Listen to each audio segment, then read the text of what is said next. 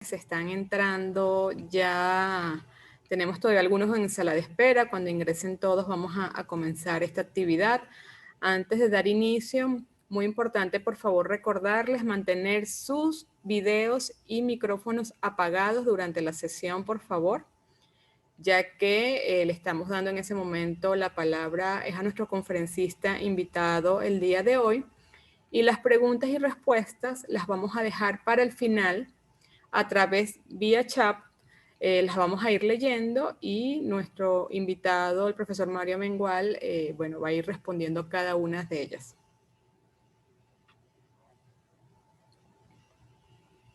Inicio a este ciclo de conferencias para la Venezuela de hoy, a cargo del profesor Mario Mengual Fernández, con el título Sistema TUI 4, Suministro del río Cuira.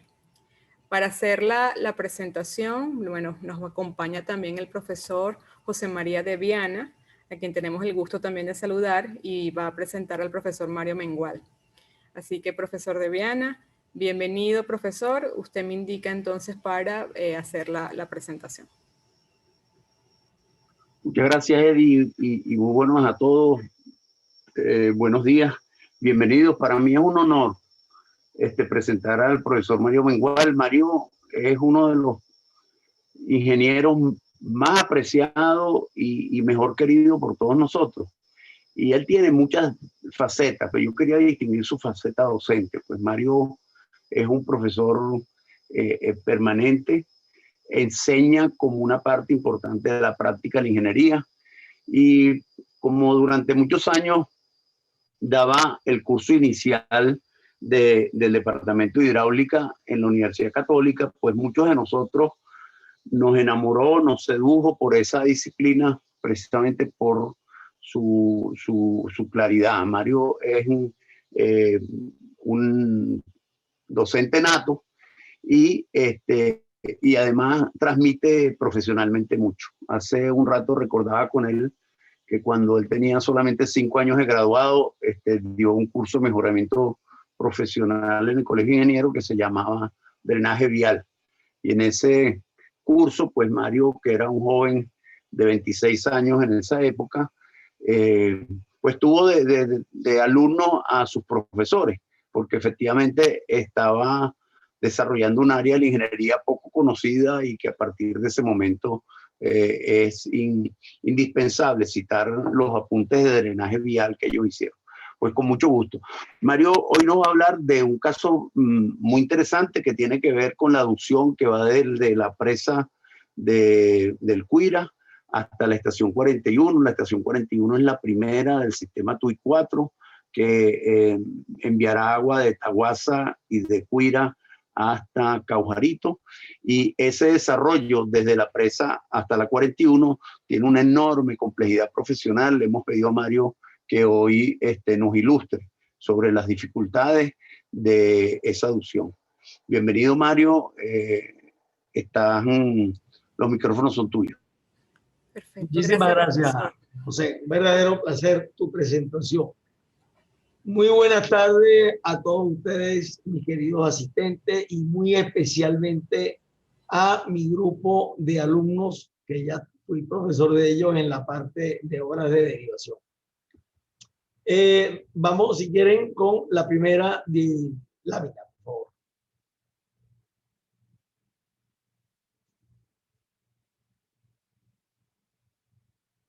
Perfecto. Tienen ustedes delante, como de costumbre, tienen un plano del estado Miranda. En ese plano existe una línea roja en el centro que se extiende desde un letrero amarillo que dice Embalse Río Cuira hasta hacia el oeste a algo que llaman la planta de potabilización de Caujarito. Esa línea roja es precisamente lo que se llama la aducción del sistema TUI 4, que es de 72 kilómetros de longitud, para que se ubiquen. Tiene 3 metros de diámetro y tiene 19.5 milímetros de espesor. En ella vemos y apreciamos primeramente el embalse Río Cuira está en construcción incipiente. La planta de Caujarito existe desde hace muchos años, y si se dan cuenta hay una aducción en amarillo que baja hacia la parte inferior y que es la que nos trae el agua del embalse Camatagua, que cubre un importantísimo porcentaje de la población del área metropolitana. Para seguir teniendo una idea y acostumbrarnos al esquema del embalse Río Cuira, si nos movemos hacia el oeste, es decir, hacia la izquierda, vemos un embalse que se llama Taguasa. Después de Taguasa, si nos seguimos moviendo, vemos una obra de captación que se llama Taguacito. Si nos movemos un poco más, vemos lo que se llama el embalse de Lagartijo. Exactamente al norte del embalse de Lagartijo y del lado norte del río Tuy se encuentra una obra muy famosa de captación que se llama la captación de San Antonio de Yare. Haciendo un pequeño recuento y muy breve histórico para ubicarnos dentro del tiempo. Todo esto comienza principalmente en el año 1956 con el sistema Tuy 1, el primer trasvase del río Tuy hacia Caracas. Ese sistema se basaba en la obra de derivación de San Antonio de Yare.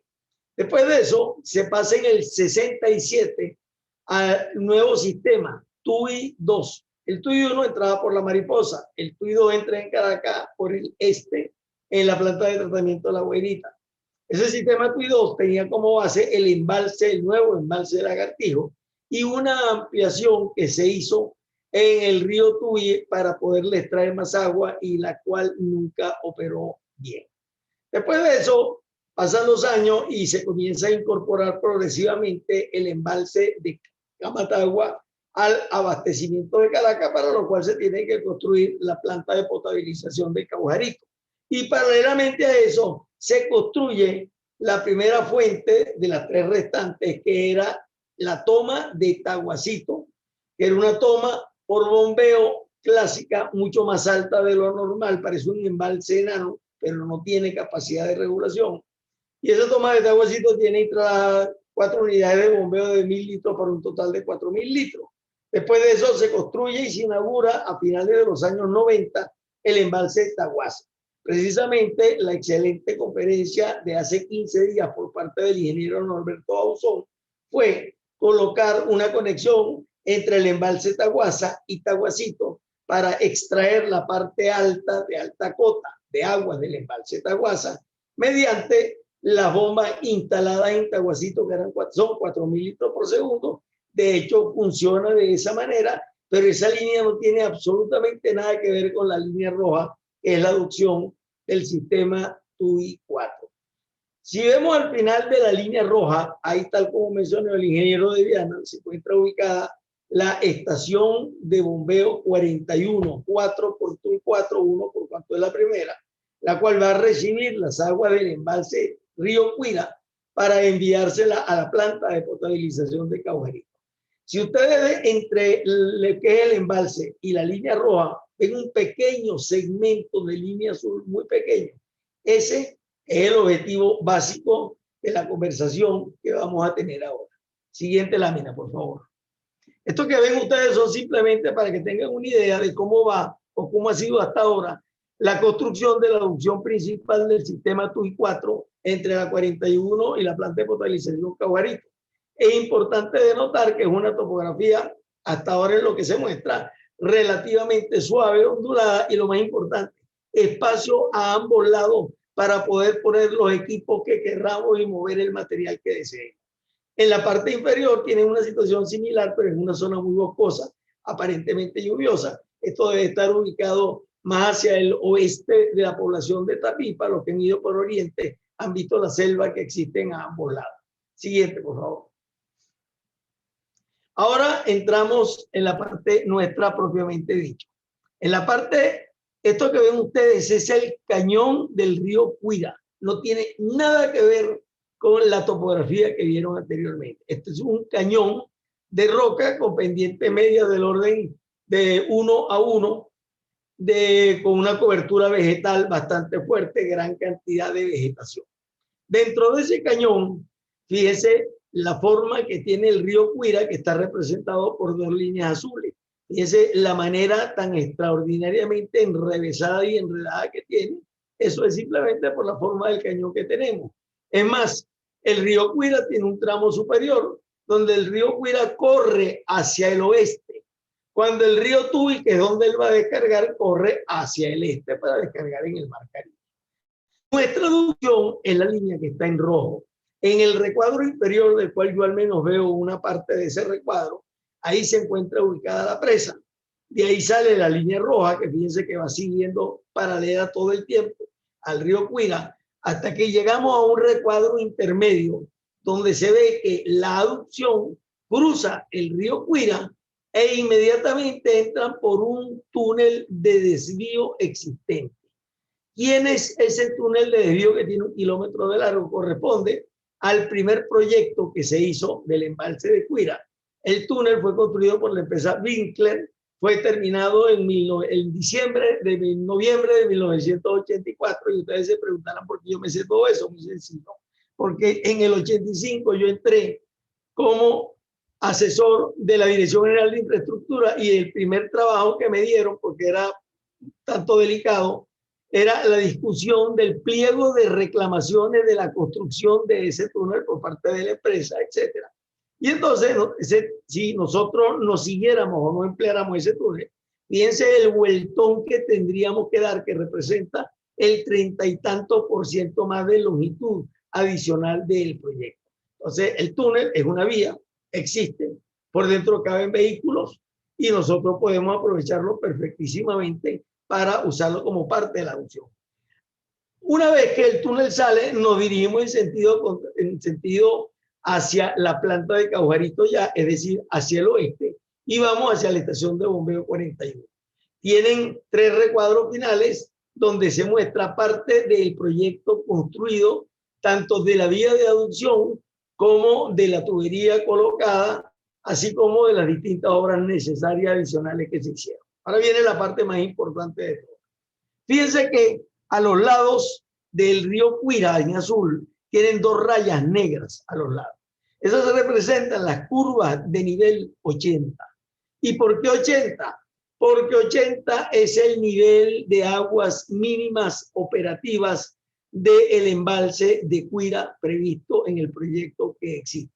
Eso quiere decir que el lomo de la tubería, bajo ninguna circunstancia, el lomo puede sobrepasar la cota 80, pero va más allá. Como el agua cuando se mueve va teniendo pérdida, pues evidentemente que ese 80 será reduciendo progresivamente a medida que avance el agua. Y todavía vamos más allá. Esa tubería va a tener cantidades gigantescas de ventosas. Todas las ventosas, para tener una operación adecuada, requieren una presión operativa mínima, que yo la he definido conservadoramente en unos 11 metros. En unos 5 metros, perdón. Eso quiere decir finalmente que esa tubería, el lomo, debe de estar normalmente por debajo de la cota 75 o algo más. El lomo, no la rasante. Fíjense que ahora tenemos dentro del plano dibujada una línea de color azul claro. Esa línea empieza arriba donde dice vía Panaquire. Efectivamente, hay una vía existente entre la población de Panaquire y unas poblaciones que se ven del lado oeste, en la parte superior del plano, que son la Mesura y el Oro, etc. Y de esa vía existente se hizo el nuevo proyecto y se construyó la nueva vía de acceso a la represa. Pero claro que la aducción tiene que ir por una vía, y una vía muy ancha, como ustedes verán, que permita la colocación de ella. Y si ustedes se fijan en esa vía, se dan cuenta que los ingenieros que la proyectaron pudieron proyectarla impecablemente desde el punto de vista vial, pero no tomaron en consideración para nada que en lo posible esa vía era la vía de la aducción. Y entonces ustedes notan que la vía se separa completamente en muchos sitios. Y después de eso, cuando la vía se pega, digamos, a la zona de la tubería, en muchos casos tiene elevaciones que no puede tenerla el lomo de la tubería. Por eso es que la vía debería de estar subrasante en el orden de máximo 75. Sin embargo, eso solamente ocurre, ven 3 acotaciones en azul claro en la parte inferior del plano de ubicación, solamente ocurre en esos sitios donde eventualmente, después de hacerle un ensanchamiento a la vía, etcétera, pudiera tomarse la vía para la colocación de la tubería. La vía prácticamente es el elemento más complicado y más costoso que tenemos aquí. Siguiente, por favor. Ahora, ¿quiénes son las estrellas aquí en la construcción de las aducciones y qué es lo que hay que medir para poder hacer bien las vías que las van a conducir y van a permitir colocarlas? Un dispositivo que se llama el Seibún. El Seibún, que lo ven ustedes arriba, es un simple tractor de oruga que de un lado tiene un contrapeso que se abre para balancearlo, del otro lado tiene una pluma de grúa que se abre con la cual se carga el tubo. En la foto superior se está descargando una tubería del sistema TUI 4 de la gandola. Si analizamos la foto de abajo, que es mucho más interesante, nos damos cuenta que en la parte superior existe un Seibún que tiene la pluma caída, tirada totalmente sobre la tierra. Después vienen dos tubos del tamaño que son normalmente, que están uno al lado del otro almacenados. Y si vamos a la parte inferior de donde está la verdadera acción, en este momento existen dos tubos soldados de 24 metros de largo. Los tubos generalmente se colocan siempre en pareja porque es más fácil y se hace con 2 Seibún directamente. Esos dos tubos que fíjense que están intentando unirse a otros tubos que ya están parcialmente enterrados, están en su extremo izquierdo, están sostenidos por un Seibún. Y si aprecian un poquito más a la derecha, hay otro Seibún que viene en auxilio de ese para agarrar el tubo por el otro extremo. Como el Seibún se puede mover en su dirección de las orugas, a su vez, mediante la grúa lo puedo mover horizontalmente y subiendo la guaya puedo elevar el tubo. Llega un momento que ustedes cuadran las dos bocas del tubo de manera exacta, se pone una grapa especial que las mantiene perfectamente en contacto y fija una respecto a la otra, llegan los soldadores y comienza el proceso de soldadura propiamente dicho. La siguiente, por favor.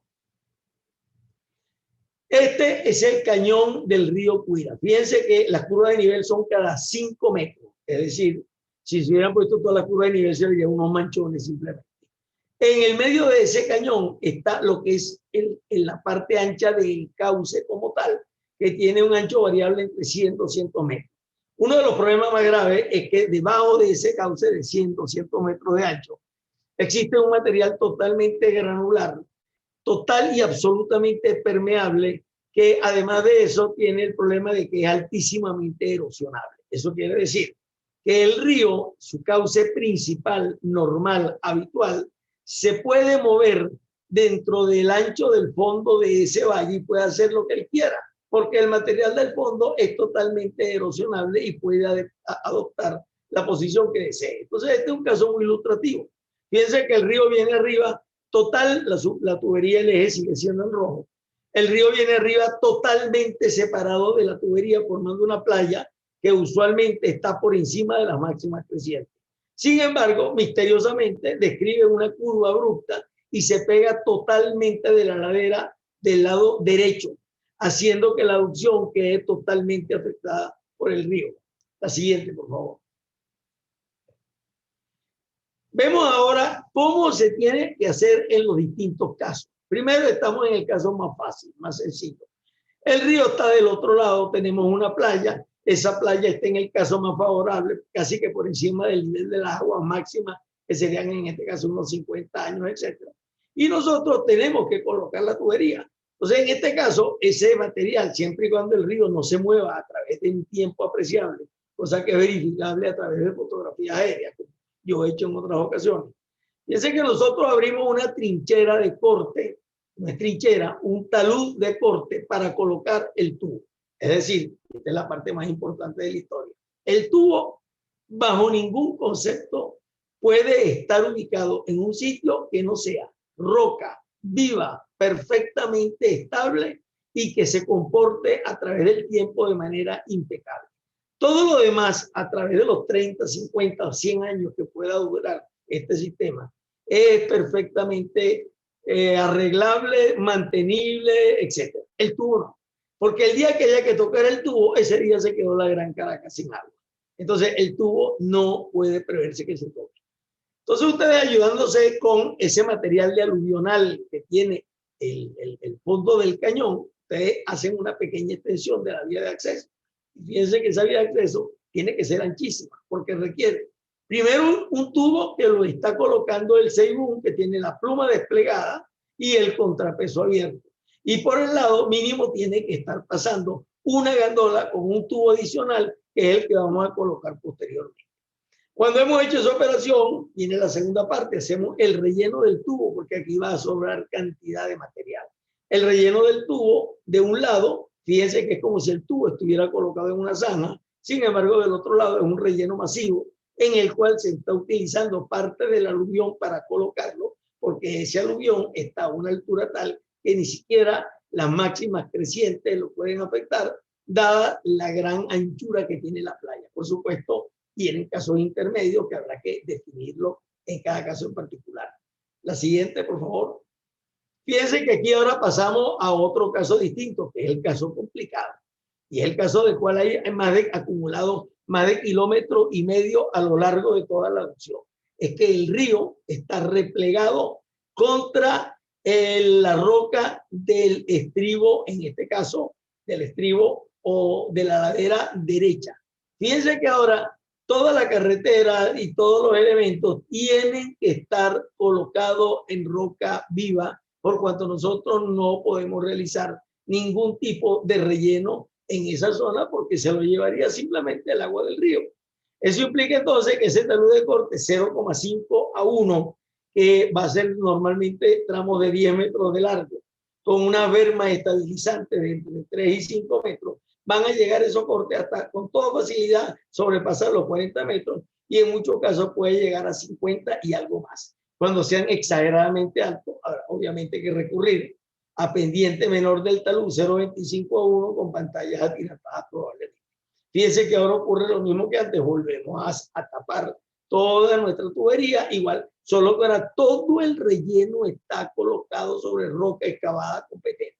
Y fíjense que aparece un elemento que es un enrocado de protección que se va poniendo en los bordes simplemente para definir exactamente el apoyo final de ese talud, porque acuérdense que el río no es lisito en los bordes ni mucho menos, tiene huecos entrantes, salientes, etc. De esto que ven aquí queda claro entonces que esta es la parte más compleja de la excavación para la colocación de la tubería. Y en este caso se escogió una forma de colocación de la tubería que es directamente en la parte horizontal del corte, es decir, no se está abriendo zanja. ¿Por qué? Porque la idea es que yo necesito meter tierra donde sea. Y la segunda, fíjense la gran diferencia de la vía de acceso cuando se está durante la construcción y la vía de acceso terminada por la diferencia de los taludes que tiene ese terraplén. Fíjense que ahora se estrecha y es 2 canales muy amplios que permiten el cruce del equipo primario de colocación de la tubería con las gandolas que siguen llevando la tubería. La siguiente, por favor. Visto eso, empezamos a hacer un recorrido ahora de las 3 o 4 partes más importantes del proyecto. La primera de ellas es la presa en el proyecto existente. Fíjense que es una presa de concreto compactado. Eso es, la gente, ¿y para qué es concreto compactado? Pues muy sencillo, para no usar encofrado. Entonces eso no se encofra. Eso se va haciendo con un concreto extraordinariamente seco, como se construye un terraplén de tierra, con la diferencia que el concreto fragua, y al fraguar permite ir dejando taludes que son verticales. En el talud vertical agua arriba, notan ustedes un círculo que corresponde precisamente a la torre toma. Tienen la misma línea roja que corresponde a la tubería de descarga de la torre toma, donde lleva instalada todas las válvulas y equipos necesarios para el manejo de la misma.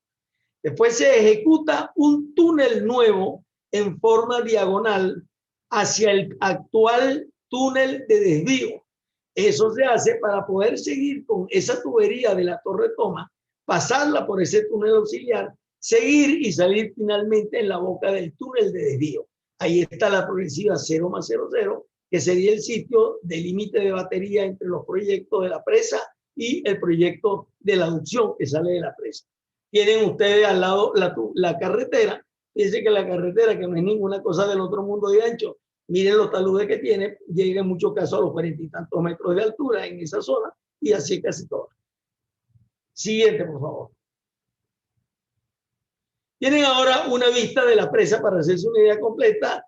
Del lado aguas arriba aprecian ustedes su torre toma con todo lo que le han indicado sobre las famosas compuertas de toma que tienen forma helicoidal. En la parte inferior apenas si se nota una cosita negra que es el famoso tubo de 3 metros de diámetro que sale de la toma, que es por donde vamos a captar las aguas. Paralelo a ese tubo del lado izquierdo, tienen ustedes otro pequeño tubo sin ninguna complicación, porque esa es la descarga de fondo. Del lado, si la miramos ahora del lado aguas abajo, fíjense que observamos 5 vanos de aliviadero. Simplemente son vanos, no un aliviadero corrido, porque encima tenemos una pasarela y necesitamos pilotes para sostenerla. Esas aguas que van a vertir van a bajar por ese canal que no es más que el propio cuerpo de la presa, el cual está definido de una forma ligeramente convergente y cae en una estructura muy distinta, que es un pozo amortiguador con sección trapezoidal y parte de las paredes verticales. Eso ha sido muy discutido si esa solución es adecuada o no, pero en la siguiente, por favor, vemos lo que dice el proyectista en la memoria descriptiva del año 2011. Leo la última línea. Siendo imprescindible su ensayo hidráulico en modelo físico. Quiere decir que ese proyecto, tal como está, si ese es el que se sigue construyendo, no está completo. Tenemos que terminar de estudiar esa solución de disipación de energía. Siguiente, por favor. Vemos ahora una fotografía del año 2013, cuando empezaban los trabajos de la represa y estaban limpiando y quitando el material descartable de lo que era el estribo derecho. Ven parte de la vía de acceso de la cual hemos hablado, etcétera. Todavía no está funcionando ni se ha secado el río en la parte inferior, porque todavía no se está construyendo en la base de la presa, sino simplemente en los dos estribos. Siguiente. Ven ustedes ahora la boca de salida del túnel de desvío al cual nos referíamos. Ustedes la ven en plena operación tal como está en este momento y estará hasta que se termine la presa. Por supuesto, ella tiene una ataguía, la cual fue estudiada por el ingeniero Luis Miguel Suárez para darle una altura tal que soporte adecuadamente y garantice que las aguas en caso de creciente salgan exclusivamente por ese túnel de desvío. En el futuro, ¿qué va a pasar? Cuando la presa esté terminada, ustedes van a taponar la entrada de ese túnel mediante un tapón especial de concreto de características y ustedes van a ver por ese orificio o ese hueco, por así decirlo, van a ver salir un tubo de 3 metros de diámetro que recorre unos 30 o 40 metros y ahí es donde se va a unir con nuestra aducción que va a la estación de bombeo 41. Siguiente, por favor. Ahora vemos una parte muy interesante. Fíjense que el río Huira viene y porque le provocó, por así decirlo, mejor dicho, por la forma como tiene las rocas del cañón, que son sumamente extrañas, las conformaciones, fíjense que tuerce en dirección contraria a donde nosotros iríamos, que es hacia el oeste, buscando la estación del bombeo 41. Ahí a la vez tenemos el túnel al cual antes le hice referencia, el primer túnel de desvío del año 1984, que tiene 1 kilómetro. Entonces ese es el punto basado en afloramiento, la formación rocosa de un lado y del otro lado. Colocamos un puente que en principio tiene 165 metros de largo entre roca que asoma y roca que asoma a un cierto nivel. El puente real va a ser de menor dimensión que ese. Del puente, la tubería de inmediato entra por el túnel de desvío para ya pasar al flanco norte del cañón del Cuira y aproximarnos cada vez más a la estación de bombeo 41. Siguiente, por favor. Pero daba un problema. El que hizo ese túnel de desvío, no le dijeron en el año 84, mira, resulta ser que vamos a tener 3 sitios de presa. Y el tercero es hasta ahora el que va a hacer. Entonces, ese túnel de desvío nadie lo hizo para meter un tubo de 3 metros de diámetro. Era un vulgar túnel de desvío. Y entonces ese túnel de desvío no cabe por él la tubería de 3 metros.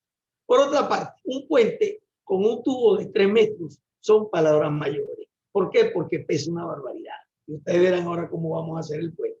Entonces, como un pequeño cálculo que se hace es ver si podemos reducir el diámetro tanto en el puente como en el túnel en una longitud total que suma 1.250 metros y ver cuánto afecta eso la capacidad de nuestra aducción. ¿Y cuál es la capacidad máxima que debería de tener nuestra aducción?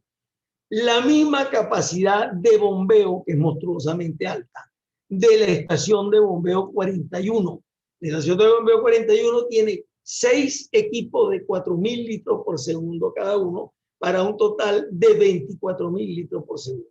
Entonces, si nosotros hacemos un ejercicio muy sencillo, partiendo del nivel de agua mínima 80, que es el último nivel operativo, y nos vamos a la planta, a la estación de bombeo 41, que requiere una piezométrica de 60 metros sobre el nivel del mar, que está simplemente dada 45 metros sobre el nivel del mar, están los ejes de la bomba, más 15 metros que se requiere por NPCH requerido y su adicional que debe tener por medidas de seguridad.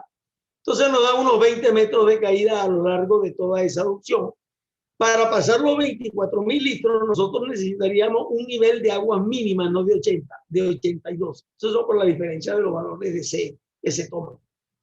Si colocáramos la parte del puente y del túnel en 2.300 milímetros en vez de 3.000, necesitaríamos 89,95, es decir, casi que unos 8 metros más. Si a su vez deseamos todavía ver si es posible reducirlo más y lo ponemos en 2.000 milímetros, ya vemos que sobrepasamos el nivel mínimo que permite esa operación, es 100. La pregunta es muy sencilla ahora. Pudiéramos colocar el diámetro de 2.300. ¿A quién se le ocurriría extraer la capacidad de producción del embalse? Está entre los 9.500 y 9.800 litros por segundo, dependiendo de la altura final de la presa y del volumen definitivo que dé en el vaso de almacenamiento. Entonces, eso, el rendimiento está en el orden de los 9.700, 9.800, en ese orden.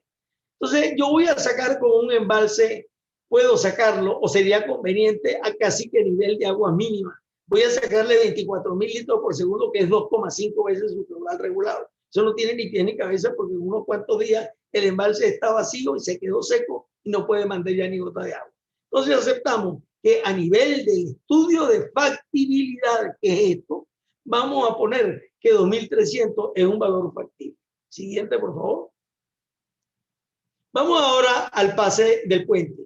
El pase del puente se va a hacer simplemente sin ninguna estructura adicional y con la tubería en forma autoportante. Por eso es determinante que si este diámetro en vez de 3.000 es 2.300, es infinitamente más favorable. Claro, los tubos son lo que se llaman conchas cilíndricas, porque el espesor es ridículamente pequeño con respecto al diámetro que tiene.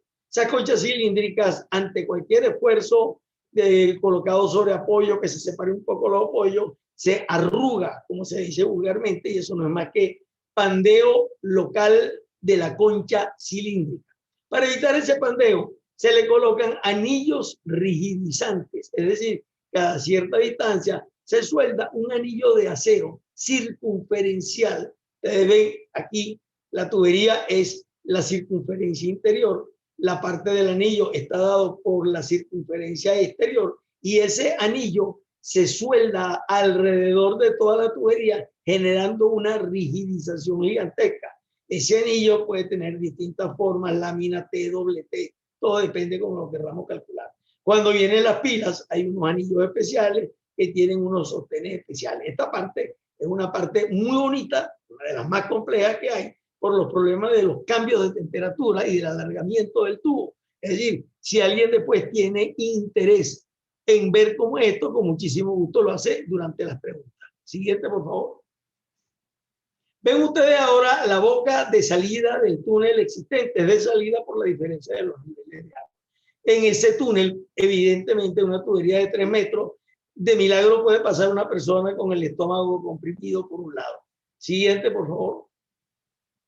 Y vemos ahora cómo se nos ocurre que pudiera ser eventualmente la ubicación de esa tubería de diámetro reducido a 2.300 milímetros dentro del túnel.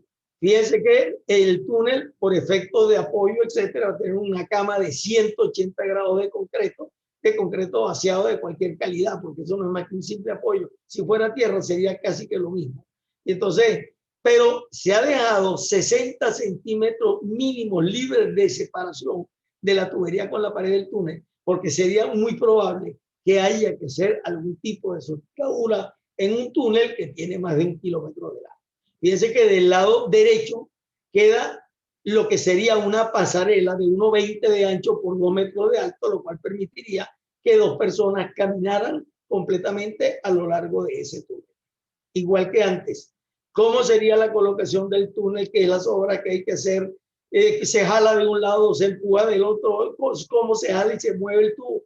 Lo pueden hacer en las preguntas, porque esta parte sería extenderse demasiado en la conferencia. La siguiente, por favor. Pasamos ahora ya al tramo final, cuando faltan más o menos 1,5 kilómetros a 2 kilómetros para llegar a la estación de bombeo 41. Este es el tramo donde hay una parte que ya se ha diseñado. Lo primero que ustedes deben de ver en las curvas de nivel que están del lado sur, fíjense que en este caso el río se recuesta completamente de la ladera sur, que es por donde tiene que ir nuestra aducción, que sigue siendo en color rojo como siempre. Fíjense que la gran cantidad de cauces que existen, son más de 37 cauces que hay que cruzar, y en ellos hay muchos, la mayoría se tienen que cruzar es por debajo, y hay algunos que tienen complicaciones especiales que aquí vamos a ilustrar uno de esos casos. La siguiente, por favor. Tienen ustedes ahora que hemos cambiado el criterio a nivel de proyecto, pero mantenemos lo mismo de antes, es decir, la zanja donde vamos a colocar el tubo, en vez de hacer una plataforma horizontal completa, esa zanja va a estar siempre por encima del nivel de agua mínima. Es decir, el agua nunca puede llegar la humedad ni siquiera al tubo, tal como ustedes lo ven. Se le ha supuesto en la profundidad de zanja, en este caso de donde está el Ceibú, con respecto al nivel de agua mínima, es del orden de los 5 metros. Estas secciones que ustedes ven no son las secciones que vamos a tener nosotros ni remotamente. Estas son las secciones que son el mínimo minimorum de ancho que se requiere para poder colocar el tubo con un Ceibú. Aquí no pasa ninguna gandola ni prácticamente puede pasar nadie casi que ni caminando. Son secciones que se van a presentar en tramos muy cortos. Estamos hablando de 10 metros, de 15, de 20 metros, que son lo máximo, 2 tubos unidos que se van a poner. Y son secciones que son el resultado de una topografía exageradamente abrupta y de la gran cantidad de cauces que existen sobre las laderas del cañón. Fíjense, arriba colocamos nuestro tubo, abajo lo rellenamos simplemente con el relleno y entonces se conforma una vía que es la vía de acceso donde de nuevo pueden circular perfectamente los equipos de dimensiones mayores como una gandola con una tubería de 3 metros y el Ceibú con todos los elementos auxiliares replegados. Siguiente, por favor. Fíjense que ahora ya estamos en el tramo proyectado. Fíjense que es bastante complicado. Esto no es una simple vía de acceso. El tubo sigue siendo en color rojo. Todo lo demás que ustedes ven en color rojo es concreto armado. Entonces, esto no es una vía sencilla con unos taludes de corte. No, en absoluto. Empezamos a hacer la descripción según la dirección del agua del lado derecho, es decir, del lado este. Fíjense que se ven 2 taludes muy fuertes que son pantallas atirantadas en este caso, porque existe un cerro de altura muy grande, pendiente muy grande que molesta mucho y se decidió que era preferible el uso de pantallas atirantadas con una berma intermedia. Como ustedes ven, como sistema de drenaje, ya que las pantallas son de concreto armado, ustedes tienen simplemente unas cunetas al pie de la pantalla inferior, otra cuneta en la berma al pie de la pantalla superior, que son las que hacen el papel de drenaje. Después viene una quebrada muy particular porque está absolutamente atravesada en todo el medio. El tubo no pasa ni por encima ni por debajo. Entonces, en este caso, se tomó una decisión salomónica. Y por otra parte, la quebrada justifica una obra grande. Y además de eso, no tenemos casi ancho. Entonces, ¿qué hacemos en ese sitio? Fíjense que se ha diseñado un cajón con unos muros que hacen la forma de aletas, pero no son ninguna aleta. Son muros de concreto armado que trabajan sobre la estructura de ese cajón. Un muro en forma curva porque el ancho ahí no daba. Y después de eso regresamos a nuestras situaciones casi normales. Es decir, en el medio tenemos una situación donde hay varios casos prácticamente de ancho crítico, por así decirlo, pero los obviamos un poco creando una plataforma fuera de la vía de acceso para colocar la tubería que va en forma recta. Después de esa parte del cajón y la tubería, que son absolutamente independientes, lo van a ver en detalle, viene una estructura que da la casualidad que se cortó tanto que la quebrada quedó montada allá arriba. Entonces primero hay que bajar el agua y pasarla sobre una batea sobre el tubo, ya que sobre el tubo no cabe una alcantarilla de las dimensiones que se requiere. Y bajo el tubo no se puede poner porque sería demasiado profunda. Al igual ocurre con la siguiente estructura. Fíjense que por todos sitios está lleno de cunetas de coronamiento, cunetas al pie de la vía. Y lo más importante de todo, hay una raya verde que está dibujada a lo largo de todo. Ese es el ancho de explanación del corte. Comparen ustedes el ancho de la raya verde hasta el talud y compárenlo con el ancho del cajón, por ejemplo, y se van a dar cuenta que el ancho en general es suficientemente grande de sobra y lo único que se consiguen son los famosos puntos críticos en los cuales se mantiene la sección que propusimos anteriormente. Solamente donde está el cajón la cosa se complica y preferimos hacer otro diseño. Siguiente, por favor. Aquí tienen ustedes rotado el norte, tienen el cajón famoso, fíjense bien con la quebrada que le llega y el tubo que pasa bastante cercano, pero totalmente independiente del cajón. Así es en plano. Si vemos la parte inferior de ese cajón donde está la sección, fíjense que no es un cajón, es un cajón torrentera con muros a ambos lados para sostener el relleno sobre esa quebrada. Esa es una estructura, desde el punto de vista estructural, sumamente compleja. Y estamos hablando de espesores muy grandes, ya que son muros embolados que trabajan directamente contra el cajón. Si nos vamos del lado izquierdo, vemos en la parte inferior, yendo de abajo hacia arriba, como se lee en las secciones transversales de los planos de vialidad, para decir al revés, que la sección inicial tiene su aleta, tiene una dimensión, la del medio no tiene aleta, evidentemente la de arriba tiene su aleta con otra dimensión. Y después llegamos al artista de la película, que es el tubo. Ese es el elemento más importante, crucial y objeto final de todas nuestras preocupaciones. Ese tubo describe el paso bajo la quebrada mediante la ejecución de una depresión lograda con 4 codos a 45 grados. Este diseño mecánico simplemente tubería. De un lado de la dirección del agua tiene doble ventosa porque es un punto muy crítico, porque quedaría acumulado todo. Se falta 2 por medio de seguridad. Tiene la descarga, la boca de visita. Del otro lado tiene una ventosa adicional por ciertas razones dependientes. Y vemos la sección de una protección que es un blindaje de concreto armado que hay que ponerle, que es por donde realmente va a pasar el agua de la quebrada. Ese blindaje, acuérdense que el tubo de 3 metros de diámetro no puede tener en el punto más delgado menos de 40 centímetros de espesor y está, como diría por ahí, armado hasta los dientes. Eso quiere decir que si por casualidad hubiera un problema en esa parte de la tubería, que es donde hay más soldadura, es la que está más baja, etc., nosotros podemos arreglarla sin dañar para nada la estructura de acceso de la vía de acceso. ¿De acuerdo? Y se desvinculan ambas porque este es un sitio muy problemático. Siguiente, por favor. Tienen ahora ustedes una quebrada que venía, fíjense, el perfil longitudinal que está en la parte inferior izquierda del plano. Fíjense que la quebrada está muy alta y ella necesita una torrentera, que es lo que usamos en este caso. Esa torrentera, por supuesto, es pendiente 1,5 a 1 en 1,5 a 1, es decir, 1,5 en la horizontal. Si no, la torrentera no sirve para nada. Esa torrentera de 1 a 1, eso no funciona. El agua pasa de largo. Entonces, ustedes tienen su torrentera, tienen después una batea, no es una simple batea de esa que vemos nosotros en los sitios, en los pueblos, es una batea de más de 25 centímetros de espesor con doble capa de acero, etcétera, para soportar la carga que sea. Y esa batea, fíjense, que necesita al final un pequeño muro, porque ese es un punto crítico de los que veníamos de antes. Ahí continúa y necesitamos dar el ancho mínimo minimorum para que quede. Fíjense que la aducción está por debajo, a menos de la cobertura mínima, que es 1,20 m, pero está protegida por una estructura de concreto que soporta cualquier carga. La siguiente, por favor. Tenemos la misma estructura de antes, con una quebrada que quedó montada allá arriba en el cerro. Pero esta quebrada, que aquella que era, había que ponerle canales para ver cómo se captaba, esta viene totalmente concentrada en un cierto punto.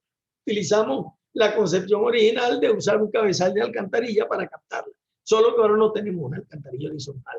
Fíjense en el dibujo que está ubicado a la parte inferior izquierda, y esa alcantarilla es un tubo de acero soldado en forma de S, porque ahí vamos a tener que bajar el flujo de una altura a otra altura obligada, pero esa agua va a salir a una velocidad gigantesca, que para evitar problemas hay que disiparle esa energía. Antes usamos una torrentera, ahora utilizamos un cajón que no es más que un disipador de impacto.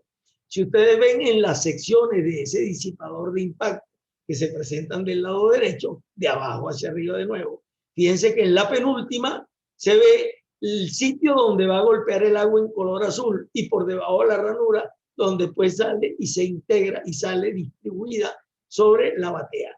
Fíjense que ese azul es simplemente una lámina de acero de calibre fuerte, media pulgada, que va a ser la responsable de soportar todo el pedreguillero que la va a golpear durante el resto de su vida. Siguiente, por favor. Ahora llegamos al penúltimo planito de estos. Fíjense que se acabó el problema del sobreancho de la vía, si caben los equipos o no, hay espacio de sobra. Ya el río Cuira se comienza a retirar hacia el norte para buscar su descarga o confluencia con el río Tuy. Pero aquí hay una quebradita muy importante que se llama la quebrada El Oro, que tiene una particularidad que es la peor de todas. Ella se encuentra prácticamente y descarga al mismo nivel que está el río Cuira. En otras palabras, el río Cuira crece y sin que la quebrada tenga agua, le mete agua a la quebrada. Y lo más importante, parte del valle aluvional altamente permeable del cañón del Cuira se transmite hacia la quebrada exactamente igual. Y entonces, si uno excava en el fondo de la quebrada, aparece el agua. Siguiente, por favor. Aquí tienen ahora qué es lo que se tuvo que proponer en esta quebrada. Fíjense, lo primero, la vía de acceso no se escogió todavía hacer una estructura especial como cajones de concreto para pasar la vía de acceso, sino se dejó tal cual. Tienen, primero que nada, no se ha cerrado aún la zanja en la cual se instaló la tubería. Está abierta para que se vea. Entonces, primero, hay una rampa de entrada, una rampa de salida con pendiente más pronunciada. Aquí las curvas de nivel son cada 20 centímetros. En esa rampa vemos que viene la tubería, después viene un riñón no sería la palabra, viene un blindaje de concreto armado, que ustedes lo ven en la parte inferior, toda la longitud que tiene, están sus ventosas, boca de visita, todo lo demás por igual. Entonces la primera pregunta que viene es esta: cuando hagan esa zanja, se va a llenar de agua. Entonces lo primero que van a intentar es colocar la tubería con 12 y se va a colocar el tramo de tubería soldado, la parte que excede el blindaje de concreto. Eso se llama una bayoneta. La toman y la van a poner sobre el agua y va a flotar exactamente igual que un barco, y progresivamente la van a empezar a llenar de agua. Ella va a empezar a bajar dentro de la zanja hasta que se quede ubicada en su sitio adecuado. Después de eso, en un procedimiento que va a ser bastante complicado, vamos a realizar el correspondiente riñón o cobertura de concreto de protección, que en este caso tiene otra connotación especial. ¿Se acuerdan que en la anterior tenía un espesor mínimo de los 40 centímetros? En esta, ella tiene un problema. Ella realmente es un lastre de la tubería. ¿Por qué? ¿Qué tubería es la primera que se va a echar a perder si no ponemos unos sistemas impecables de protección catódica, que a la larga no creo que los pongamos porque nunca los hemos puesto? ¿Qué tubería es la primera que se va a echar a perder? La que esté en contacto con el agua de por vida, como este tramo. Entonces este tramo se va a dañar. Intentar demoler, meterse en el agua, irán a buscar un buzo para hacer una reparación de la tubería. Teniendo 3 metros de diámetro y una boca de visita al lado, pues lo más lógico es entrar. Pero si entramos hay que vaciarla.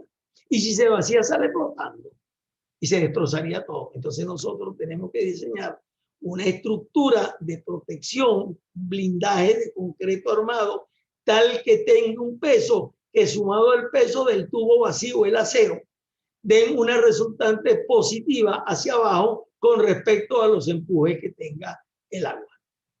Siguiente, por favor.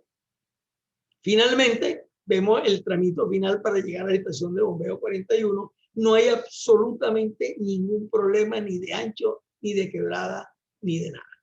Entonces, de esta forma, arribamos a la estación de bombeo 41 y nos damos cuenta de que muchas veces es casi más complicado las obras civiles y especialmente la parte de drenaje en concreto, porque esa vía es de tierra y hay que protegerla más que cualquiera. Es mucho más complicado eso que toda la parte mecánica de la colocación de la tubería, la cual es relativamente simple, tomando en consideración siempre que no puede sobrepasar cierto nivel de altura porque está controlada por el nivel mínimo de la presa. Ahora, los que deseen intervenir, hacer alguna pregunta, yo intentaré en lo posible, con todo gusto, poderla contestar. Gracias, profesor. Por nada. A través del chat pueden hacer las preguntas y se las vamos a ir leyendo al profesor.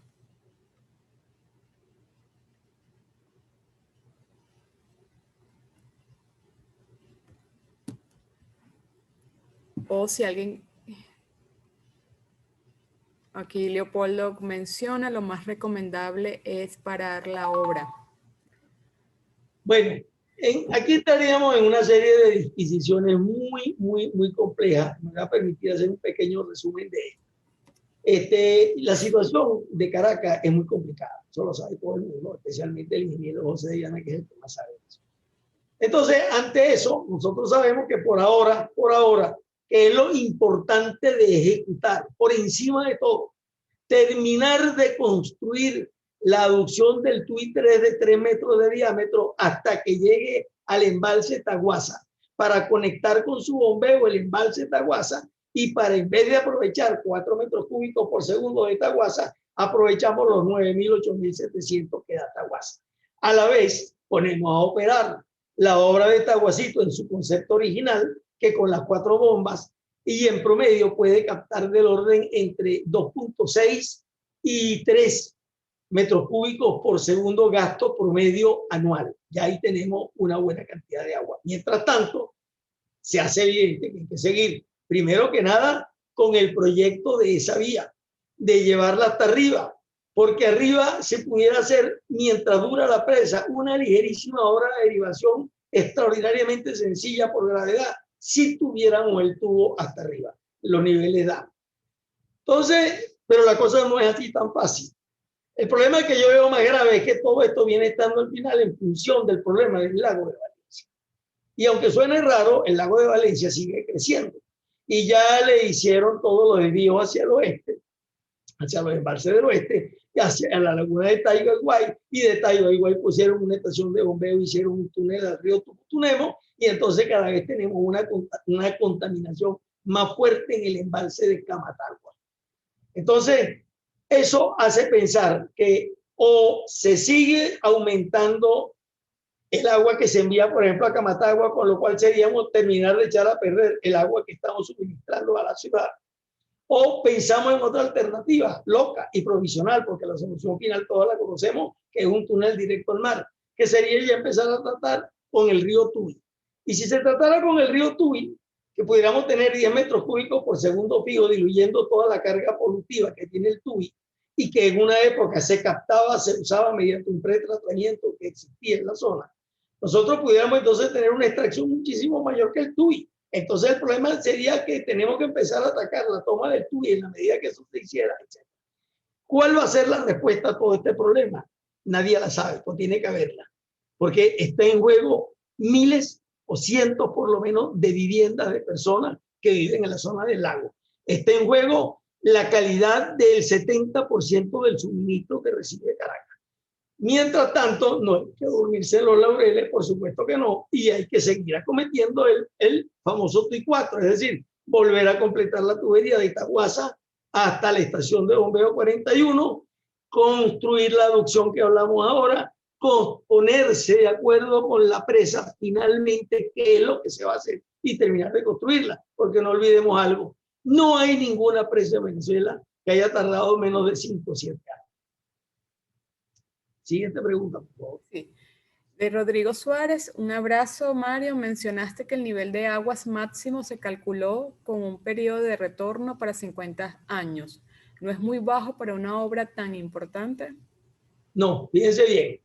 Lo primero que hay que estar claro en esto, eso no se calculó, eso simplemente se estimó. Acuérdense que ustedes lo que han visto hasta ahora es un estudio de factibilidad técnica, que realmente al final fue de factibilidad económica porque se dijo cuánto aproximadamente en qué orden de cantidades de obra teníamos. Entonces la realidad real es que esto no tiene ni siquiera pretensiones de una vulgar ingeniería básica, ni siquiera conceptual. No pasa de estudio de factibilidad técnica. Entonces ese estudio de factibilidad técnica, en la parte donde realmente se hizo el proyecto, que es donde el río Cuira es más ancho, ahí fue objeto de un estudio de 50 años. Acuérdense, no lo pierdan nunca de vista, que la tubería en donde se colocó finalmente está en una zanja excavada en roca viva, altamente competente y totalmente separada de las aguas del río Cuira por bloques de roca. Entonces, sin embargo, donde se hace el estudio de factibilidad, ahí, si esa hubiera sido la solución adoptada, sí tendría que haberse hecho un estudio más riguroso. El estudio que habría arrojado que en vez de 5 metros son 5,56, pero no debería de confundirse eso con en exagerar el periodo de retorno. Lo único que estamos hablando es simplemente que el tubo se moje por debajo. Eso es todo. Nada más que eso. Si el tubo se moja por debajo y tiene una probabilidad de ocurrencia del fenómeno del 2% en cualquier año, no hay que preocuparse. Ahí ni el tubo flota ni tiene ningún problema grave, como fue el caso del último pase de la última quebrada. Entonces, resumiendo, sí, 50 años en este caso es suficiente porque se trata de que el tubo, que un tubo que está en una zanja de roca competente, ¿de acuerdo? El agua, a lo sumo, la humedad penetraría a la base del tubo. Eso es todo, en la parte del proyecto. Y perdón, un saludo muy cordial a mi querido ahijado Rodrigo, hijo del ingeniero Luis Miguel Suárez. De Carlos Hernández, buenas, saludos al profesor Mengual. ¿Fue considerado algún esfuerzo sobre la tubería por efecto de expansión térmica o este efecto es despreciable? No, fíjense, ha hecho la pregunta más complicada de todas, queriéndolo o sin querer. El punto es muy sencillo. Cuando ustedes intentan colocar una tubería autoportante o como sea, que le pegue el sol y que puede estar vacía en un momento dado, ustedes van a tener en ella una variación de temperaturas de 20 a 22 grados durante la madrugada, a 60 grados si no está pintado, revestida con pintura reflectante durante, digamos, de 3:30 a 4 de la tarde. En ese momento ustedes van a tener que tocan la tubería y se queman la mano, literalmente dicho. Eso, por supuesto, en una tubería que va a tener 165 metros rectos, pero lo importante es que sea recta, la parte más grave. Con 165 metros y ese cambio de temperatura, podemos hablar de bastantes centímetros. ¿Cómo se va a montar esa tubería? Esa tubería se va a montar en una pila pilote de 1,40 m por lo menos, 1,20 m de diámetro más, que tienen 50 metros de largo por lo menos, porque hay que atravesar la capa de aluvión para empotrarse finalmente abajo dentro de la roca viva del cauce. Lo importante es que esas columnas no pueden estar sometidas a esos empujes ni el tubo, esas compresiones. Entonces, cuando estén en construcción y monten su tubo perfectamente, el tubo va a ser montado no en apoyo, sino va a ser montado con los anillos rigidizantes. Es decir, donde hay una pila, cada 30, 35 o eventualmente 40 metros, le van a tener un doble anillo rigidizante que tiene una estructura que permite que esos elementos verticales que lo sostienen, lo sostengan el tubo y su peso a través de los anillos rigidizantes para no crear ningún esfuerzo concentrado o localizado dentro de la concha cilíndrica, que es sumamente delicada y es como si fuera una hoja de papel. Entonces, ante esa situación, evidentemente, eso hay que preverlo. Entonces, eso quiere decir que el tubo solo puede estar amarrado fijo a una pila que normalmente es la pila central. Es donde esas columnetas verticales son totalmente rígidas y no se mueven. Las columnetas que siguen en las pilas de un lado y del otro lado tienen que estar previstas para que el tubo se alargue. Y la única forma que eso ocurra es que sean vieletas. Vieletas son una columneta articulada en la parte superior y en la parte inferior. El que tenga curiosidad por ver esto, que vaya a la tubería que sale en Caicita, está a la tubería del sistema TUI 3 y tiene el sistema de vieleta. Eso es una estructura desde el punto de vista mecánico extraordinariamente compleja. Pero independientemente de lo compleja que sea, cualquier solución que usemos va a tener el mismo efecto expansivo en la tubería. Es totalmente apreciable mientras el tubo esté vacío. Amén de que una vez que el tubo desciende de ese puente, en un caso en el terreno, en otro caso para entrar en el túnel, nosotros tenemos que ver con ese tramo y los codos en el descenso, qué vamos a hacer, porque el tubo se va a desplazar y adentro del túnel no se desplaza nada. Y lograr deformaciones en tuberías de 2.300 milímetros con los espesores que van a tener no es ningún problema mecánico sencillo. Esa parte es la parte más compleja mecánicamente hablando de todo el proyecto. Bien. Tenemos un comentario de David Montero que creo tenía en algún momento la mano levantada en el chat. Él menciona, quisiera aclarar un detalle con respecto al proyecto de la presa. Quiero aclarar que el modelo del aliviadero de la presa de Cuira sí fue ejecutado por el CEDES en Madrid en el año 2014, con resultados plenamente satisfactorios de su comportamiento. Incluso en el año 2015, el CEDES hizo una publicación sobre el comportamiento de aliviaderos escalonados en base a los resultados de ese modelo. Bueno, una cosa, lo de los aliviaderos escalonados es la cara de la presa, que por la forma como se vacía el concreto compactado van a quedar unos escalones. Eso se comporta como ligeros escalones hasta cierta cantidad de flujo, eso lo dice la misma memoria. Y si hicieron un modelo físico de ese aliviadero, me parece, de ese pozo amortiguador, me parece excelente, porque tenía que hacerse por instrucciones directas del propio proyectista.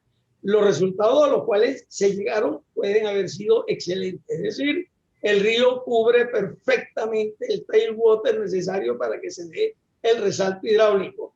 Sin embargo, esa es una estructura poco usual, tiene cantidades brutales de concreto, es de una profundidad gigantesca y a lo mejor sería interesante ver si existe un dispositivo tipo lanzador o lo que se quiera llamar que pudiera evitar el costo de esa estructura tan costosa y tan voluminosa. Sin con eso quiero decir ni muchísimo menos que es inapropiado. No, señor.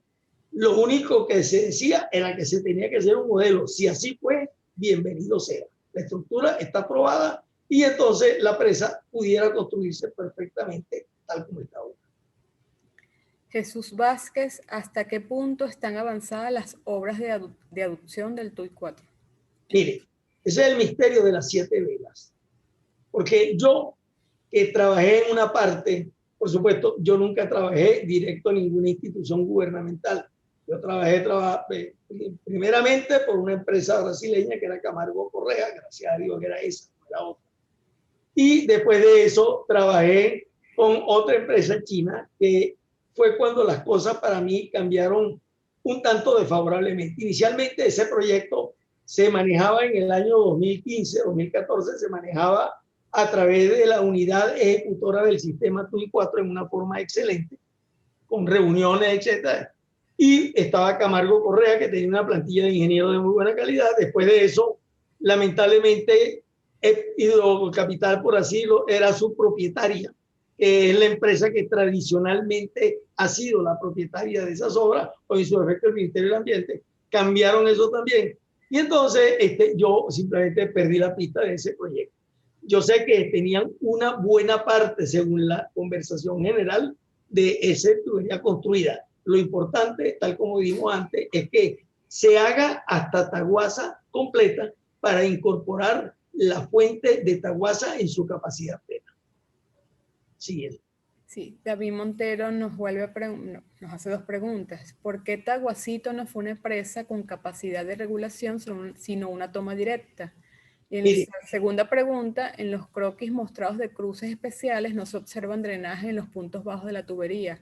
¿Esto responde a una razón técnica o es simplemente que no se expresó en el croquis, por no serlo relevante en el diseño? La primera pregunta.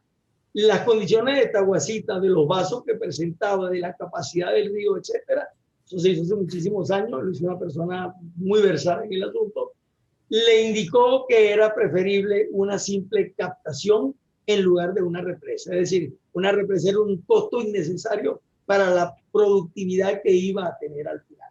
En cuanto a la segunda pregunta, está muy perfectamente hecha. El punto es muy sencillo.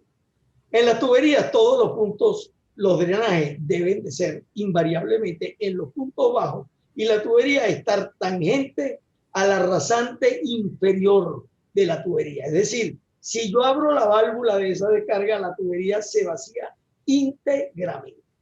Pero en los puntos de quebrada, por la forma que tiene la tubería, que se encuentra enterrada totalmente por debajo de ISO, llena de concreto, lo que se hacen son lo que se llaman las descargas por bombeo. Es decir, se abre la descarga, se quita la brida superior y se deja que por gravedad salga todo el agua de la tubería hasta la que queda contenida al nivel de la abertura de esa descarga vertical.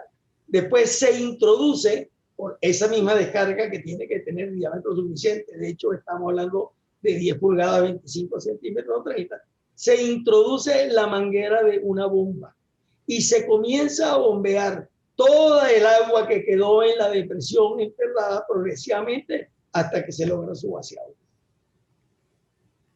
Marcel Hernández, un fraternal abrazo, Mario. Tal y como lo mencionaste, los trabajos de colocación de la tubería sería el menor problema.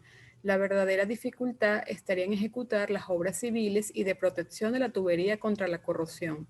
¿A qué nivel de ejecución se encuentran estas obras?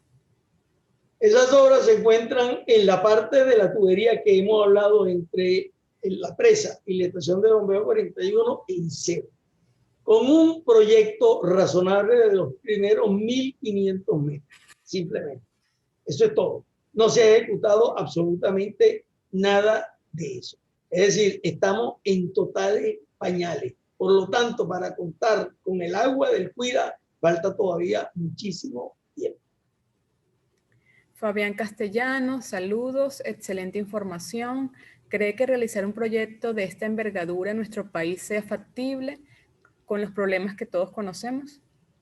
Mire, realmente desde el punto de vista de los recursos de ingeniería nacionales, yo estoy seguro que son tan buenos o mucho mejores que cualquier compañía extranjera que nosotros lo ganamos. Pero caemos en la parte económica. Y la parte económica es que eso va a costar un dineral. Estamos hablando de, me imagino que por lo menos 1.500 millones de dólares. En esos órdenes debemos de estar. Y no solamente hay que darle agua a Caracas, hay que darle agua a toda Venezuela. Entonces ahí la respuesta que aplica es la que da el ingeniero de Llana en estos casos ciertos. Vamos a rehabilitar una estructura que hace 20 años daba 17.000 o más litros por segundo y vamos a rehabilitarla para volverlo a regresar a esas cantidades de agua. Si adicionalmente logramos estirar la tubería del sistema TUI 4 e incorporar Taguasa en su verdadera dimensión de 9.000 y tantos litros por segundo y a su vez Taguacito sigue aportando la parte correspondiente, pues nos vamos a dar cuenta de que vamos a estar mal, no vamos a estar, podremos tener algunos racionamientos y nosotros podemos entonces acometer y seguir con este proyecto. Ahora, el proyecto no puede pararse porque esa es la verdadera fuente de Caracas, esa, el sistema Cuida, no Camatagua. Me permito agregar algo que le va a sonar muy raro a la mayoría, muy raro. Dentro de las cosas extrañas que me han tocado a mí en mi vida, me tocó hacer un diagnóstico, contratado por supuesto un especialista en hidrología, que es cuánto se puede ampliar el sistema de riego de Calabozo, el cual está alimentado por el río Guárico, que a su vez tiene aguas arriba el embalse de Camatagua. Pues miren, eso fue un contrato hecho por unos chinos, nosotros lo teníamos solamente la parte hidrológica a través con especialistas en la materia y se llegó a algo muy simple. Por cuanto Camatagua prácticamente dejó de aliviar totalmente, y esto no es contra suposiciones ni modelos estocásticos, ni nada, son las mediciones y los registros de las operaciones de la presa desde que hicieron Camatagua hasta ahora. Por cuanto ella dejó de aliviar, esa agua no le llega al embalse Guárico. Entonces, el objetivo de todo este estudio era que una empresa china, como de costumbre, deseaba ampliar el sistema de calabozo. Entonces nos contrataron a nosotros para que dijéramos cuánta agua había disponible para ver de qué tamaño iba a ser la ampliación. Todos ya saben por dónde viene el asunto rodando. Veo el señor Mark Landel con una sonrisa de oreja a oreja. Entonces, ¿qué pasó? Ustedes se imaginan que una persona que viene con esa expectativa se le diga, no, mira, disculpa, no es que no lo puedes ampliar, es que el agua que hay no llega para las actual 40.000 hectáreas potenciales. Y si no me lo cree, anda a ver, porque hay ese montón de pozos profundos perforados. Están tomando el agua del subsuelo. Entonces, eso, unido a que Camatagua, el agua, la calidad del agua, y de eso yo no tengo ninguna base para opinar, pero por todo lo que he oído de mis amigos que saben mucho, están destruyendo la calidad del agua de Camatagua. Todo eso cuando se va sumando, y al final va a haber un problema que probablemente que Camatagua queda cada vez peor. Entonces llegamos a la conclusión que no existe otra posibilidad que construir el embalse Cuira y aprovecharlo a su máxima capacidad, que pudieran ser 9.700, 9.800 litros por segundo de extracción media. Marcel Salvador comenta, acá en Venezuela soy de la humilde opinión que todavía contamos con los profesionales capaces y comprometidos con el país para llevar a cabo obras de esta envergadura. Un comentario. Carlos Hernández, ¿de qué espesores y especificación de acero al carbono estamos hablando? Saludos de un antiguo compañero del Colegio San Nicolás. Cómo no, le retribuyo el saludo con todo gusto. Estamos hablando de, fíjense bien, estamos escogiendo el espesor de una tubería de acero. Existen muchos criterios. La presión interior, que es lo que menos domina. Después de eso, de esa fórmula vienen cómo vamos a montar esa tubería. ¿Cuál es la mejor manera? La entierra y la tapa con tierra. Y toda está sometida perfecta e impecablemente a unos esfuerzos bajísimos y ridículamente pequeños. ¿Quiere entonces empezar a inventar cosas nuevas? Vamos a ponerla aérea como hacen las petroleras siempre. Pero si la ponemos aérea, tenemos un problema, que es que la concentración de esfuerzos en los apoyos es tan brutalmente grande, y eso fue verificado y probado y comprobado en la tubería que va desde el Diluvio hasta Maracaibo. El espesor tiene que ser de 30 a 40% mayor para poder lograr separaciones de apoyo de 1,25 centímetros. La tubería está sufriendo horrorosamente porque el acero sufre. El acero en muchos sitios hay ligeros puntos de microfluencia, etc. A eso, si nosotros le metemos, además de que el tubo va a tener unos esfuerzos extrañísimos por parte de las expansiones térmicas cuando esté vacío, nos damos cuenta de varias cosas. Que primero, y esa es mi recomendación invariable, todos los tubos grandes tienen que ser enterrados. Su espesor mínimo es del orden por manejo del 6 por 1000. 6 por 1000 quiere decir que una tubería de 1 metro tiene que tener un cuarto de pulgada, 6 milímetros. Y eso, si ustedes sacan la cuenta, anda en ese entorno o ligeramente menos, con 19,5 milímetros.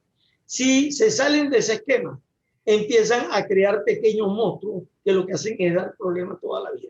¿Cuál es el único defecto que tiene esto gravísimo? Que la tubería está en contacto con tierra. Y la tierra y el acero son enemigos acérrimos, a muerte. Y lo único que los separa es una película de revestimiento. Cuando ustedes la ven montando con el según y ven los obreros montados y a uno se le cayó un martillo y le dio con la soldadura y de repente quemó parte de eso, todo eso son sitios potenciales. Entonces, la única solución que tienen esto es la que tienen en el mundo entero, porque el mundo entero no puede estar equivocado. Mira, tú la pones como tú quieras, especialmente enterrada, porque es el menor espesor, es lo más barato, pero eso sí, le tienes que poner sistemas de protección catódica. Si no se la quiere poner a todo lo largo de la tubería, por lo menos todos los sitios enterrados debajo del agua deberían de tener las correspondientes bridas aislantes y tener sistemas localizados de protección catódica, que en este caso me imagino que tiene que ser corriente impresa necesariamente, porque lo ideal sería en cada uno de esos sitios ponerle una bolsa con material zinc, etcétera, que actúe como ánodo de sacrificio y cambiarla o sustituirla a través del tiempo. Siguiente. Sí, de Mark Lansdell, profesor, no es que hay una falta de cemento en el país, no hay suficiente arcilla apta en el sitio. Vuelvo a repetirme la pregunta que... Preguntan acerca de la falta de cemento en el país, no hay suficiente arcilla apta en el sitio.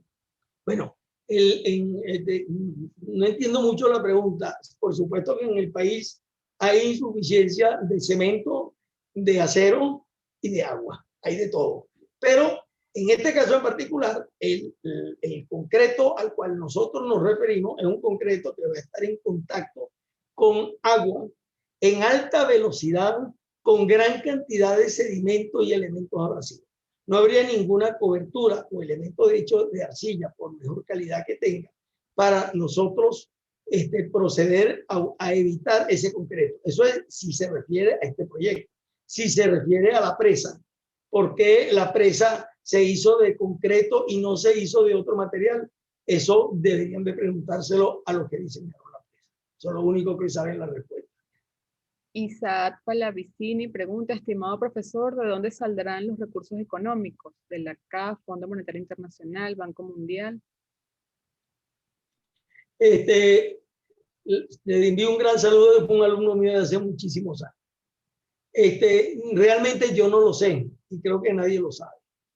Lo único que sé es que si lográramos conseguir los recursos económicos suficientes como para reparar la infraestructura que existe, ya tendríamos el más grande de todos los logros. Esa es mi única respuesta que le puedo dar. Tenemos una mano levantada, pero primero vamos a leer otra pregunta y pasamos con Jesús Vázquez. Esto lo hacen a través del chat de nuestro de acá de Liesa, del ingeniero Héctor Silva Guedes. Se ha realizado un estudio de impacto ambiental sobre este proyecto. Fíjense, ahí hay una cosa muy interesante. El Parque Nacional Guatopo, que es donde se ubican todas nuestras fuentes de agua de mejor calidad, Lagartijo, Taguacito, Taguasa y Cuira, originalmente no llegaba hasta la zona del Cuira. En el año 1985, me imagino que una vez que el Ministerio del Ambiente decretó, por así decirlo, que las fuentes oficiales futuras de Caracas eran Taguasa, estoy hablando del año 1980, Taguasa, Taguacito, Cuira y finalmente los excedentes del río Guapo, oiganlo bien, porque se había inventado en Caracas toda una parafernalia de traer el agua del río Orinoco, porque el río Orinoco sí podía tener agua. Eso fue a raíz de que el sistema TUI-2 en los años 80 comenzó ya a ponerse deficitario, entonces la gente decía, bueno, si este tampoco sirvió porque también se quedó corto, traigamos la del Orinoco, que ahí hay agua suficiente. Muy bien. Jesús Vázquez, ¿puedes activar tu micrófono y hacer la pregunta, por favor?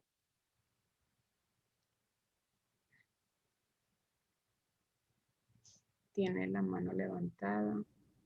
A ver, ahora sí. Sí, te escuchamos. Lo escuchamos. Adelante. Sí. Yo estaba viendo, disculpen que agarré aquí y compartí pantalla, un poco el estado de las obras de esta...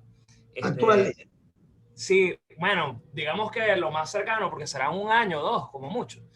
Quizás entonces, algo más, pero esas son las obras exactamente. Así están en un video, perdón que lo interrumpa, un video de publicidad, de propaganda de la empresa que estaba trabajando. Dentro de su publicidad, publicó una vez en internet un video que tiene exactamente esa imagen. Eso que ven, para que perdone que lo siga interrumpiendo, es simplemente el lago que se forma por el efecto de la taguilla, etcétera. Y ahí tienen ustedes toda la vialidad interior y todas las instalaciones para preparar el concreto, el RCC requerido. Siga adelante, por favor. Sí, mi pregunta es, ¿cómo hacer para no abandonar completamente estas obras, sino seguir? Porque ya se hicieron las obras de desviación. Esta agua que está retenida por aquí, como usted dijo, es que está retenida por el tema de las lluvias y que se van represando allí, pero se pudiese por lo menos construir algo poco a poco o sencillamente ir trabajando en las obras de aducción. También por acá tengo lo que es lo que sería el estado de las obras de la estación de bombeo, la 41, entiendo. Aquí están los tubos, por aquí se ven los tubos además colocados, o sea, se hizo la compra de toda la línea de tuberías, está la subestación eléctrica colocada, que yo me imagino que se perdieron esos cobres también, porque la podrían estar desmantelando al haberla dejado allí, y que los equipos de bombeo además entiendo que han sido comprados ya. Entonces, ¿cómo hacer para mantener vivo este proyecto y no dejarla parada durante tantos años? Porque mientras se reparan las otras obras, se hace la reparación de todo lo que tenemos, creo que va a ser mucho tiempo como para dejar perder los materiales que ya tenemos allí. Fíjense, es correcto, o sea, todo es correcto, las fotos son fotos relativamente recientes, pueden tener 2 o 3 años, pero son relativamente recientes y están actualizadas porque inclusive como ustedes ven, perdón, pueden poner la lámina otra vez, sí. Simplemente para mostrarles un detalle que es más reciente, que está construido el nuevo puente sobre el río Cuira en la población de El Ono. Si usted ve el río Cuira y lo sigue, dice que hay un puente en la parte hacia arriba del plano, está construido ese nuevo puente, o sea que son. Este es un proyecto, lo que ocurre es que este es un proyecto viejísimo y es tan viejo, que en el año 85 yo atendí el plano de reclamaciones de un túnel de 1 kilómetro que ya estaba construido.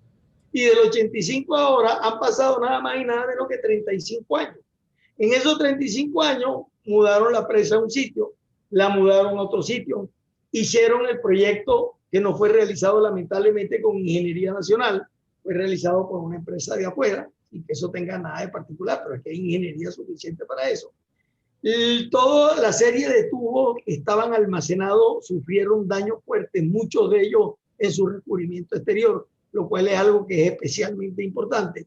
La bomba no hay ninguna montada todavía, pero ustedes se imaginan, no creo que tengan problemas las bombas, serán algunos puntos depende cómo las hayan tratado y cómo las hayan almacenado fundamentalmente, porque habrán transcurrido unos 30 años desde que las bombas estaban ahí o algo por el estilo. Por supuesto, esto independientemente de los fondos y si es el Fondo Monetario o el que sea, este es un proyecto que es estricta y rigurosamente necesario por todo lo que hemos dicho para Caracas. Es decir, esto tiene que seguir. Pero fíjense que las intenciones era que esto siguiera. Y la prueba, perdón, déjalo ahí, la prueba de que siguiera es que la foto que yo tengo es una labor incipiente en el año 2013. Fíjense esa zona de donde se encuentra ubicada la zona del embalse, la taguía, etcétera. Fíjense el campamento, todas las instalaciones para la producción del concreto, fíjense que están muy avanzadas. Y lo que pasó aparentemente es que en el entorno del 2015, las obras, por motivo estrictamente de decisión gubernamental, y me imagino que fue por la falta de fondos, porque es muy significativo que la empresa que estaba construyendo a un ritmo razonable, de buena calidad el ritmo de construcción que llevaba, esa empresa sale. ¿Y por qué sale en buena parte? Bueno, porque el financiamiento falla. ¿Y por qué el financiamiento falla? Bueno, porque existía la modalidad de que la empresa, las evaluaciones que presentaba la empresa eran descontadas en Brasil en algo equivalente al Banco de Importación y Exportación de Brasil. Y a raíz de unos problemas que surgieron a su vez con otra empresa en la cual al final parecía que casi todas estaban metidas, parte de esos fondos que se descontaban de ese banco eran utilizados con propósitos que no tenían nada que ver con las obras. Entonces, yo creo que el problema grave que ocurrió aquí fue sencillamente que se cortaron el flujo de fondos que provenía de otro país por el descuento directo de evaluaciones por parte de empresas que producían obras gigantescas en el exterior y que por supuesto colaboraban de mil maravillas con el Producto Interno Bruto de Brasil. Eso se terminó porque descubrieron muchas cosas extrañas ahí. A partir de ese momento, este proyecto se detiene. Esa es la verdadera intención del proyecto. Después se busca un grupo chino para que siguiera con los financiamientos, pero ya toma un cariz diferente, se cambia el organismo dueño del proyecto, cambia la empresa, ya los objetivos no empiezan a verse tan claros con que lo importante era terminar la famosa aducción y seguir con la otra aducción, etcétera. Y entonces simplemente el proyecto se detuvo. Pero el proyecto no es que sería conveniente seguirlo, es que Venezuela y la ciudad de Caracas no tienen más remedio que concluirlo y aprovecharlo. Muy bien, profesor. Vamos a continuar con las preguntas por el chat. Por favor, dejar de compartir pantalla. Ok. Vamos a continuar con las preguntas por el chat. ¿Me escucha, profesor? Perfectamente. Siga. Leopoldo Aguirre, ¿hay alguna ingeniería conceptual para trasegar agua del lago de Valencia al mar? Entiendo, hay solo ideas. El Abra de las trincheras, incluido generación eléctrica, aprovechando el desnivel hacia Puerto Cabello. Sí, aunque yo no tengo, y lo aclaro, absolutamente ninguna injerencia ni mayores conocimientos que lo que el vulgo de la población tiene, salvo los periódicos, pero es cierto, es decir, por razones eminentemente de sentido común. Si nosotros tenemos el lago de Valencia, que es una cuenca endorreica, como le dicen, y lamentablemente metemos más agua de la que sacamos, el nivel va subiendo. Y el problema es que está lleno de gente en muchos sitios. Y la única salida lógica que pueda se le ocurriría, diría, mira, eso no puede ser una estructura con una bomba. Eso puede fallar en cualquier momento. Y eso es sagrado. Eso depende de la vida de la gente y su bien mejor que es su vivienda. Entonces, tenemos que hacer la solución de un túnel. Pero le voy a decir un detalle. Que yo recuerde, en la oficina del lago de Valencia del Ministerio del Ambiente, y la fundaron en los 80, creo yo. O sea que desde los 80 están dándole vueltas y vueltas y vueltas, y pareciera ser que la solución es la de un simple túnel por gravedad que descarga al mar. Que eso va a ocasionar, evidentemente, y por supuesto, podemos turbinar el agua y sacar algo de electricidad de ahí, etcétera. Pero eso va a ocasionar que haya una contaminación o una polución en las aguas del mar por el efecto de ese túnel. Yo diría que ese problema, comparado con el efecto del río Tuy, que es la cloaca más grande de toda Venezuela, la cloaca más grande, toda Caracas sale por el río Tuy, más una cantidad gigantesca de población.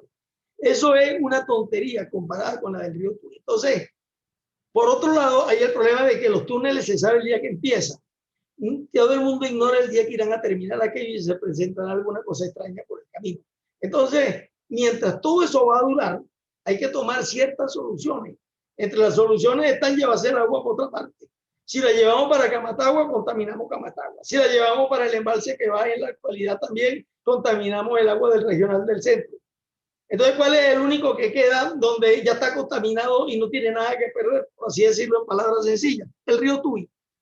Todo lo contrario, las cloacas que existen en verano de una concentración brutal, prácticamente se ven las bacterias como se bañan y se mueven y caminan y corren, pues por lo menos van a quedar más diluidas con 10 metros cúbicos por segundo, por lo menos, de un agua que con toda la mala que es muchísimo mejor. Esa toma, por supuesto, tendría que estar situada en la ribera este del lago de Valencia, al lado de Palo Negro. La ruta de una tubería por ahí sería simplemente por el propio derecho de paso de la propia autopista y terrenos que están ubicados en Palo Negro. Descargaríamos a la altura de la población del Consejo, y el único grandioso defecto que tiene esto es que tenemos 164 metros no de desnivel, de carga de bombeo, que para 10 metros cúbicos por segundo y suministrarle electricidad a todo eso, no está el país precisamente en este momento adecuado. Ok, tenemos una última pregunta, Rafael Ayala. El proyecto Cuira está asociado al proyecto de la planta Bicentenario en las inmediaciones de la planta Caujarito. ¿Qué se vislumbra que se construya primero, el proyecto de Cuira o la planta Bicentenario? Yo creo que es una adivinancia muy complicada realmente, pero yo repito de nuevo, lo que creo que sería importante, pues estamos poniendo dos elementos extraordinariamente costosos en construcción. La pregunta, la única manera sería evadirla y decirme, lo importante es que Taguasa, que está dejando de enviar casi 5 metros cúbicos por segundo o más, o 6, los envíe. Y ya con 6 metros cúbicos por segundo, más la rehabilitación de Caracas y volverla a llevar a sus valores del año 2000, de unos 17.000 litros por segundo, más esa cantidad adicional que metería a Taguasa, yo creo que nos daría todo un respiro extraordinario y mejoraría considerablemente nuestra calidad de vida. Muy bien, profesor, terminamos las preguntas. ¿Algunas palabras ya de cierre de esta conferencia? Mire, hay muy poco más que decir, salvo que todos estos problemas son de una complejidad extraordinaria y tienen ramificaciones que se meten por todas partes, como esa de que estamos dejando de producir arroz, porque desde hace mucho tiempo no hay alivios del embalse de Camatagua al Guárico y el Guárico produce menos. Entonces estamos necesitando pozos para extraer el agua. Es decir, las ramificaciones llegan hasta los puntos como aquella de que, bueno, y si le empiezan a llenar con muchísima más cantidad de agua contaminada el embalse de Camatagua, entonces Caracas se va a convertir en otra Valencia. Entonces, es un problema de extraordinaria complejidad. Pero hay soluciones para todo. Y como todo no se puede hacer al mismo tiempo porque no hay ni recursos físicos y muchísimo menos los monetarios, vamos de lo más simple a lo más complejo. Lo más simple, vamos a empezar toda esa bombita de los sistemas TUI, etcétera, en la planta de tratamiento de la Guirita, vamos a ponerlo en orden, vamos a reventarlo, que son cifras manejables. Vamos a terminar el tramo de tubería hasta el embalse Taguasa. Vamos a incorporar Taguasa en toda su producción.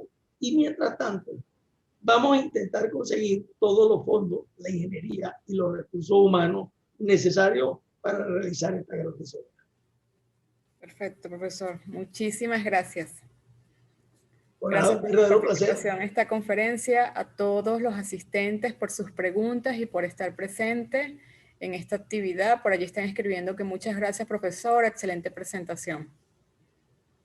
Excelente presentación, están todos escribiendo por acá. Así que de verdad, muchísimas gracias por acompañarnos durante este tiempo, profesor. Nuevamente, gracias. Si me permite una cortísima palabra, les recuerdo a mis queridos alumnos ahora, no a los que por fortuna ya salieron de eso hace muchísimos años, pero a mis queridos alumnos de este curso de IESA, que creo que el próximo 27 tenemos la primera clase de redes de distribución y estanque, y yo les garantizo que va a ser un tema infinitamente más entretenido, más sencillo y más agradable que el primer curso de horas de derivación, para que se vayan tranquilizando un poco, por favor.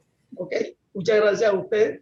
Realmente fue muy amable conmigo y manejó el programa, como dirían los productores de televisión, de manera impecable. La felicito de nuevo. Gracias, profesor. Para eso estamos por acá. Buenas tardes a todos y muchas gracias. Hasta luego. Hasta luego. Hasta luego.